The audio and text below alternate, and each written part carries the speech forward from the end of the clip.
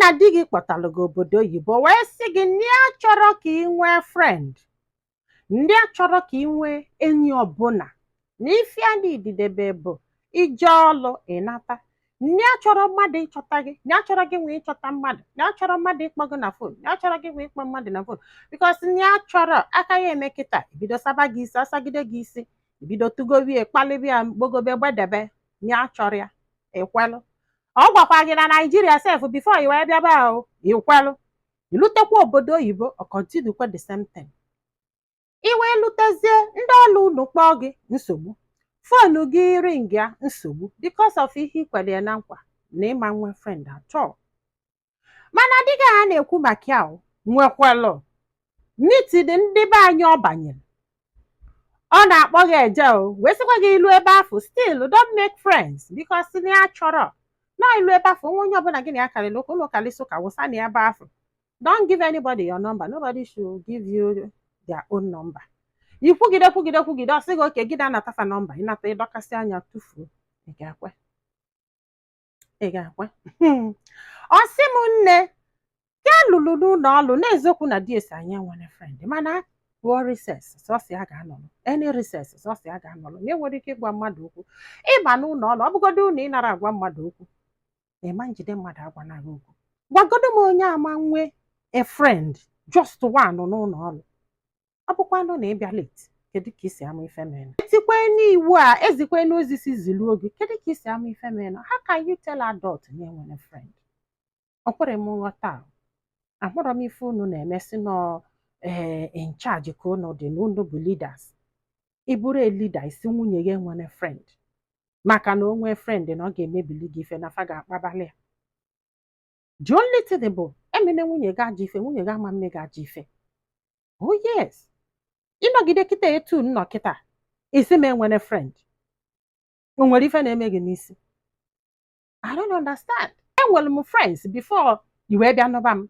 Even mgbe m gụrụ school enwere m friends. Nnụbazi anyị, you ask me to drop all of them, nkwelụ. All of them, ma ndị nyelụ m aka ma ndị mụ na afa gụkọrọ akwụkwọ ma ndị igwe one or two ọ bụrụ na isi m drop friend ndị nwoke, it's understandable, enwere m ike ịghọta, mana drop everybody gbaala, kwụsị ighezi ha ọnụ maka na nna anụ di. Kedu ife iche na ndị afọ ga na-eche? No, ọ bụrụ na ị nwere ego na ihe a na-ekwu na ị ga-abago gị isi, don't talk to them anymore maka na ị nọtara ezigbo di ka ha na-enene gị anya. Ofu mbọsị kịta ị gatọrọ ọnụ pụta achụkwanụ gị na marriage, ha wurio cope. Ịmagolo ha ga-eji gị na-akụ asịrị a.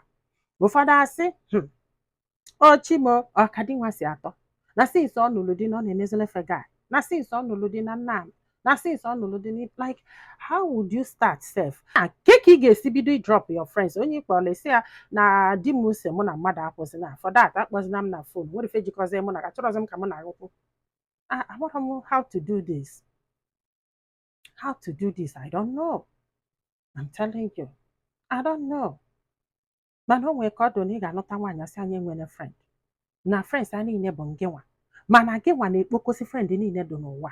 Every day gị na fa ga-anọ na fonu na-akpa, unu kpagide kpasịa, unu eje meeting, unu eje boys night, unu eme nna, unu eme ibie, isi nwunye gị nwere friend.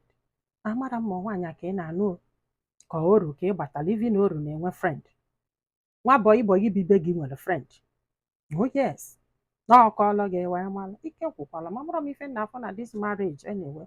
Nna ọ bụrụ na ọ ga-ekwenụ gị enwenenu friend, ọ bụrụ na ọ ma nkwenụ gị inwenu friend, mana ọ bụkwa na ọmụ nwa anụnwa amara m ọdụrọ m oke adult isa adult ibi enye nwere friend na ọka o wee protect marriage why na gị nwa nwee friend. Ọ bụrụ na ị chọọ ka anyị ghara inwe friend, onye ọbụla drop friend ya including you.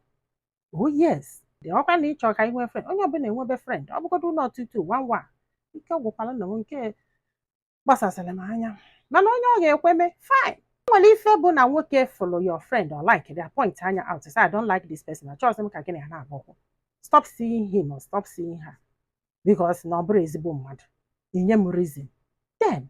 But no, everybody, no, nobody should come close to me. Abazere m alụ nsị, amakwa m ma ọ bụ ofe alụ nsị ka m bụ. Ike gwụkwala m na echiche ụfọdụ ụmụ nwoke a na-akọgheri ndị be anyị Daalụnụ, ka ọ dị n'ụbọchị ọzọ.